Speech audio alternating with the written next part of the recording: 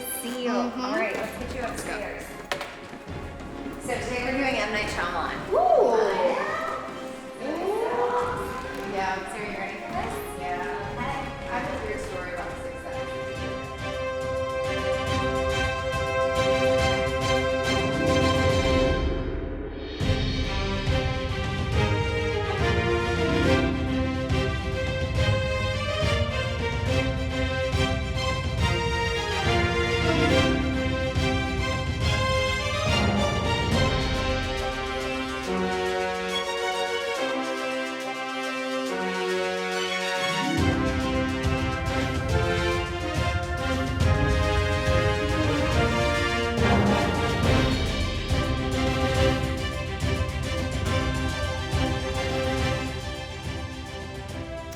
When you're a stone's throw away from Hollywood, it can feel like you're on maybe the G list or the H list, maybe a C or D list.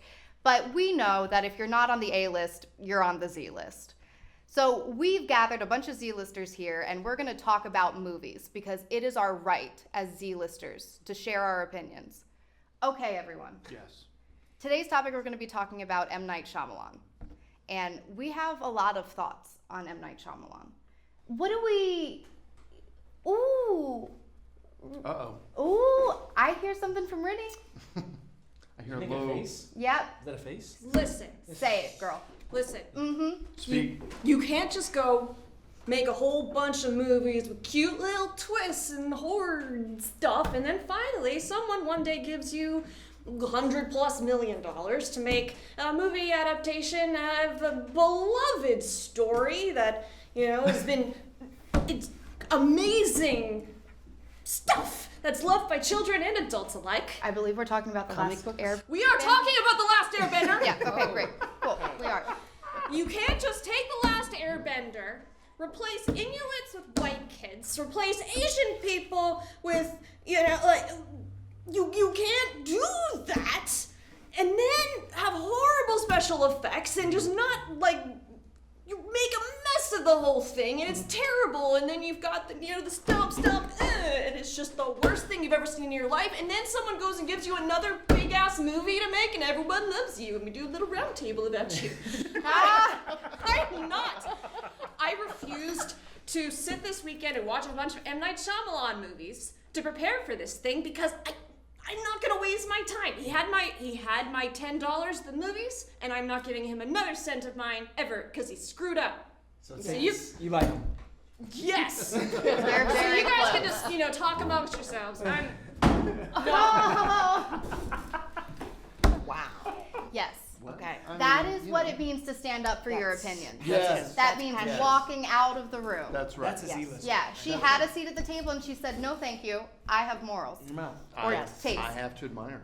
Yeah, I don't have such morals. you don't. Not at all. Okay. Not at least. The Last Airbender, when you know the story of Avatar, the kids show that she's talking about that aired on Netflix, which, I mean, not Nickelodeon, excuse me, God, Netflix. It's It everywhere. was a shame to Yeah. watch what he turned that into on a live action film. I was a huge Avatar fan. Not the one with the blue big people and you know. Sure. I'm talking Camera about, thing. Yeah. I'm talking about the Nickelodeon Avatar, and that was kind of sad. You know, the special effects for such a cartoon easier to make, but it was it was so good, and I could see why she's upset about it. The Last Airbender just didn't do it for me. Well, wait, I guess when you ruin something from somebody's childhood, Yeah, that's tough. It Yeah. evokes an emotional response for Yeah. sure. I get it. I Yeah. totally get it. But I think we could have known that he wasn't mature enough to handle it. I will say in his defense that I appreciate the fact that he brings his films out of Hollywood and takes them back to his hometown to spread the love in a regional setting. He was To one of the first hire guys to our do that. crew That's true, members, yeah. to hire our talent who are on the other side of the coast. So I appreciate that he chooses a different setting, always in Pennsylvania. So he's covered the Amish with The Village, and a lot of his other films have been shot in the grittiness of Pennsylvania, which has its own patina. So they've got all these warehouses that you are not going to find anywhere else, and so I appreciate that he is willing to traipse everybody out who is on the A list out and fly them out. A champion of the Z list. So funny. Yes. We Yes. should love him, actually. You're And right. it's it's not like we don't love him. He It's makes just- it hard though. He makes it hard, but it's kind of like our previous episodes that we've been talking about. It's like we still talk about him, you know. Yeah, And we still watch his films. Yeah, he still you know? invokes a reaction. He still invokes a reaction. I mean, like Yeah. Sixth Sense is kind of what I think. I mean, most popular maybe, but that's what we remember. That's what I remember as a kid as being like a freaky. That's when I remember being a kid, like M. Night. I was like, oh yeah, Sixth Sense. You know, that's freaky. You know what I mean? So, and that's what you kind of wrap your head around with M. Night. Is like he's got these kind of bizarre, freaky, kind of out of this world kind of experience films. So. It still provokes like a response. Yeah, Yeah. for sure. And I do love how he, in the ending of all of his films, have got, I never can figure out where we're going. Never. So I feel like I'm kind of on a race Still car. trying. You know, we're taking a right, we're taking a left, we're Yeah. taking right, left. Yeah. Okay, so it's always a jarring turn of events to try to figure out how the story is going to resolve. And so I appreciate that. I think it's very creative that he can so quickly go through so many scenarios in such a short amount of time in order to resolve the story. I wonder if he's almost a victim of his own success in that regard, because the trailers for his movies never do the movie justice, because they can't capture the twist at the end, obviously, but they can never quite capture every aspect that the story's going in. And so sometimes I think his trailers come across as just completely ambiguous, and people are like, well, what the hell is this movie Yeah, about? So that's there's fair. not a lot of excitement to it. So Yeah. that must be kind of a challenge too for people that cut those things. I do wonder. I mean, I do wonder if he is also like he's kind of a pop icon in the way that we'll look back and be like, oh, that may be what he was articulating during that time. Like only in hindsight can we receive a subtext from his Like, films. is he like too far ahead of his time kind of thing? I mean, I don't know. I wouldn't say that. Yeah, I'm I just- wouldn't say yeah, that. no, I'm just wondering. What is it about the way that he uses film? Is there something spectacular that he's doing in these movies that why do we put him on a pedestal? It is kind of the story, the twists and turns, but there's Right. got to be more to that, right? Right. There's got to be But more. he's also covering legends. He's also covering other ways that people are living in the village of complete, Amish. We're off into the woods and bringing back this legend of this devil from the barren lands, the barrens. Spoiler alert. The New Jersey. The devil. This is this legend that's out there. I just saw something on television where we had this haunting guys going out with green lights and everything, trying to find this demon who's living out there in the Pine Barrens. There. Oh, really? So Are you yeah. from Pennsylvania? No, I was okay. close to Baltimore, so I auditioned for his to try to get his core company for the Village. The Oh, Village, wow. but Wow. I didn't get in. So that's really where I first learned about him. I was living up in Baltimore at the time, and so we were looking for work around the area, and so I thought I was kind of fascinated when I saw that how the story was really going to play out. I was traumatized by both The Sixth Sense and Signs.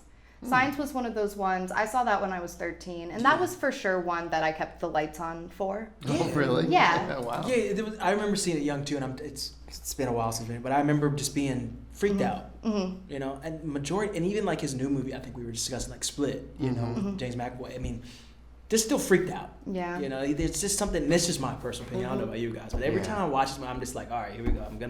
There's something that's gonna freak me, or just get me just all riled up in a different way. But do you find though, now that I go back and I watch the things that truly terrified me as a child, or the things that have so much, this happens a lot with horror films where it has so much hype around it, and I go and I watch it. The Blair Witch is a great example of this, where I go and I watch it, and I understand how people got scared, maybe, but by the end I'm like, oh, Yeah. that You're was it. disappointed, Yeah, yeah. because it truly is capturing, a spoiler alert, we never meet really the Blair Witch. We don't really know, no spoilers here. But it utilizes the imagination much more than say maybe Sixth Sense, where you see all the ghosts, you're talking to all the ghosts. Yeah. It's he's definitely showing you. But it's not until the end that you realize, Yeah. oh, the final ghost. And that's you got so many brilliant. the I happening just too. love I that. can't remember like the main character. The happening when Mark Wahlberg. Mark right? Wahlberg. Yes, yes. When I think like the plague, like a It was something that made people commit suicide. commit suicide. Yeah. Yeah. You're just like, what the world? Yeah. You know? Yeah. Maybe he's peering deep into the American consciousness. Maybe. I'd be interested in looking at some of his DVDs. I understand that when he puts out a DVD, it's not in front of his movies, but on the DVDs, he got his first camera when he was 12, 13 years old and just started making all these little home movies. So he had like 45 home movies. So so he will put at the top of that DVD a little clip of his earlier film that he shot when he was 13 years old. Wow. That he feels kind of touches that subject matter. Interesting. So it was an earlier kind of rendition of that subject matter, Wow. and then it bleeds into the story that it is now. I like that and I hate that. Because, like, here's my gene. I'm going to do this too at some point. I'm going to be like, hey, look at all my art from childhood. Clearly, Look I what was a genius. genius. Yeah. Look what I did. I think the reason that we're so, we are itching to canonize M. Night Shyamalan is because I think it's part of the myth of the, male genius filmmaker, or even just the genius filmmaker, regardless of gender. I think that we are we long to put all these things into very specific categories that follow their process. And I just don't think he's consistent. Yeah. I mean, he's making movies. For sure. So he had quite a bit of a break between everything else And then what he's doing now, right? Yeah, and what he's doing now. And for me, I felt like Split was a bit of a redemption for him. Because I went into that with no expectations. I'm like, here we go again. But I felt like he really got an amazing performance out of James McAvoy. I thought he really directed him well. I mean, all those personalities switching back and forth. Credit to McAvoy for sure. But I really felt like, and I did not see that ending coming whatsoever. I'm like, damn, he's back. Shyamalan's done it again. I did not see that coming at all. And I haven't seen Glass yet. Yeah, me neither. So we were just talking about it because they tie together. Yeah. That Unbreakable and Split are all kind of like coming back together, bringing everybody back together. Well, speaking of Split, we're going to take a break real quick. Okay. We will be right back. Lickety Split.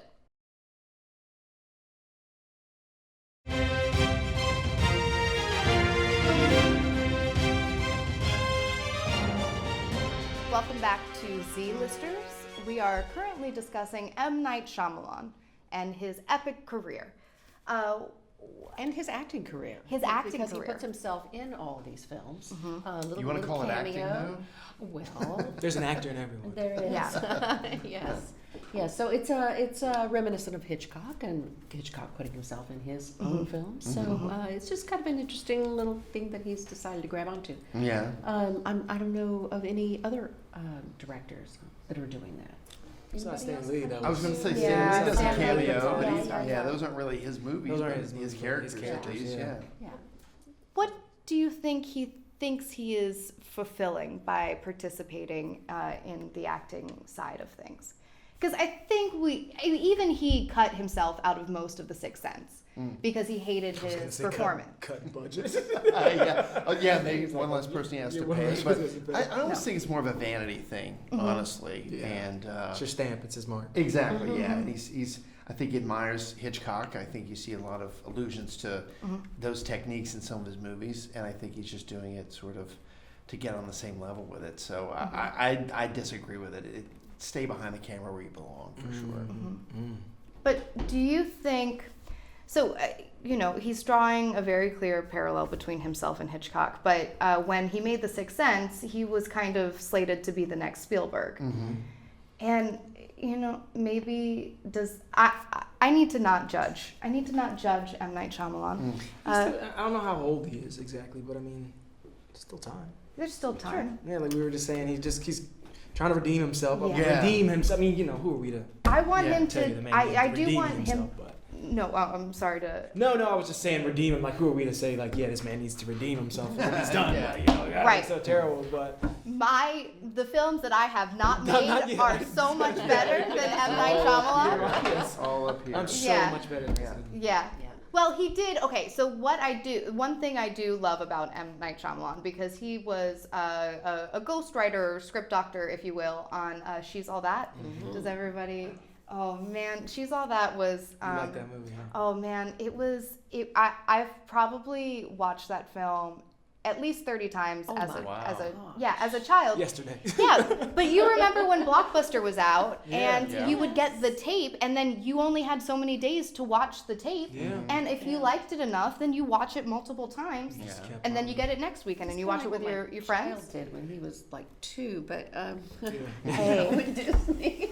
hey, when you love Over and over and over. something, Yes, Yeah. absolutely. watch it over and over again.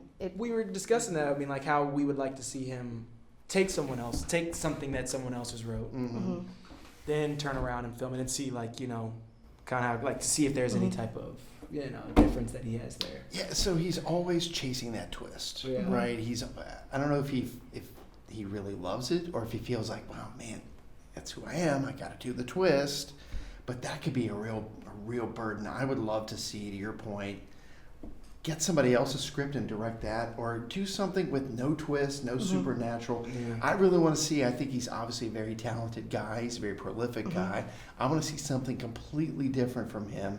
No twist. Hell, maybe a buddy comedy or something. Yeah. You know, what would that look like? Well, That he might be- co-wrote. I guess he wrote, not directed, Stuart Little, right? Yes. Yeah, he Yeah. did the screenplay for Stuart Little, which is great. I mean, like, you know, it's a classic. I think he has comedy within him. Yeah. Yeah. I think Glass, if you read it a certain way, is a comedy. And Split too. Yeah. I Split mean, had a lot of funny yeah, moments. there's a lot. Like, James was very funny in Yeah. those multiple personalities that he had. I mean, you could see it in the Yeah. writing. you know? Absolutely, yeah. Yeah. Do a comedy. I want him to do a stripped down comedy. Yeah, No twist other than, horror and comedy are both, I find very similar in the way that you're trying to manipulate the audience into a certain feeling. I think of them as opposite ends of the spectrum. But it's still the same kind of like, oh, you're surprised? Oh, you're surprised? Are you Yeah. happy about it, or are you scared by it? So, he's got the muscles. Yeah. Yeah. Yeah. Direct a screenplay by the Fairley brothers. Let's see what that would look like.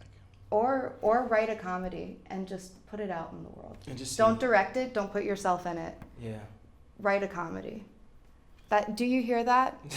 M. Night Shyamalan. We know you're watching. Wherever you are in this world. We know you're watching the Z-listers. Yes. Yes. Us Z-listers. Us Z-listers, we've polled all of us, all 4 of us, and the larger Z-lister community, and we request a comedy from you. Just something fun, a fun little romp. Use your skills and masterful surprise techniques to make people laugh. Or people like Rinny will just Purposely. on purpose. Yeah, on Purposely. purpose, yeah. Yeah. Or people like Rinny will just be out. Yeah. Yeah. Oh, yeah. Well, She's and not. Rinny's not back. Yeah. Rinny, you've Apologize lost. to Rennie. You've Keep lost over it. Rinny. Well, this has been a wonderful edition of Z-Listers. We had a delightful time picking apart M. Night Shyamalan and providing him constructive feedback. Constructive. Feedback. Who are we? Z-listers. Thank you so much, and we'll see you back next time. Hollywood hills are greenish brown, and everything seemed to be so strange. Coming from the coast again,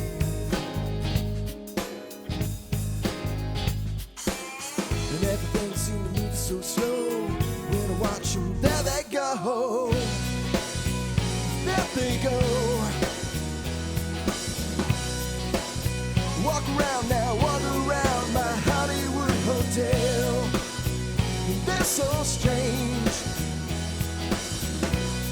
My Hollywood hotel. And my cigarette half burned, and the smoke dances around my hand. A church sign's gonna light the sky.